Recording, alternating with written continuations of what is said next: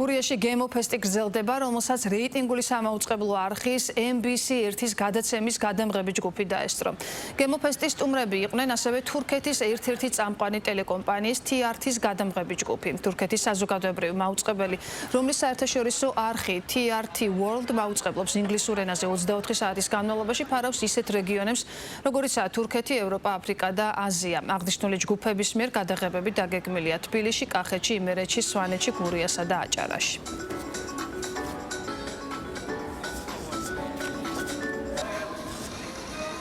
საქართველოში 7 დღეა მოგზაურობ, თბილისით დავიწყეთ, აღფრთოვანებული ვარ კულტურული სანახაობით. შემდეგ ვეწვიეთ სხვადასხვა რეგიონს, სოფლებს, ვიმყოფებოდით ბორჯომში, სადაც არაჩვეულებრივი ნატურალური წყალი დავაგემოვნეთ. ახლა აჭარის რეგიონში ვიმყოფებით მნიშვნელოვან განვითარებულ ტურისტულ ადგილას. დღეს გემოფესტს ვეწვიეთ გურიაში, სადაც დავაგემოვნეთ საქართველოში გავრცელებული ყველა გემრიელი კერძი. ვიღებთ ფილმების სერიას საქართველოს შესახებ, რომელიც MBC-ის ტელეარხით გავა, რომელიც ყველაზე პოპულარულია ახლო აღმოსავლეთში. ჩვენ მოვუყვებით ჩვენს მაყურებელს საქართველოს შესახებ, აქაური კულტურის, თბილი ხალხის, რომლებიც ძალიან სტუმართმოყვარე და მუდმივად ღიმილიანი არიან.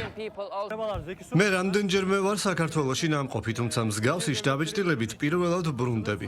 2 კვირის განმავლობაში ყველა კუთხეს ვეწვიე. გემოფესტი ჩემი მოგზაურობის საბოლოო დანიშნულებაა.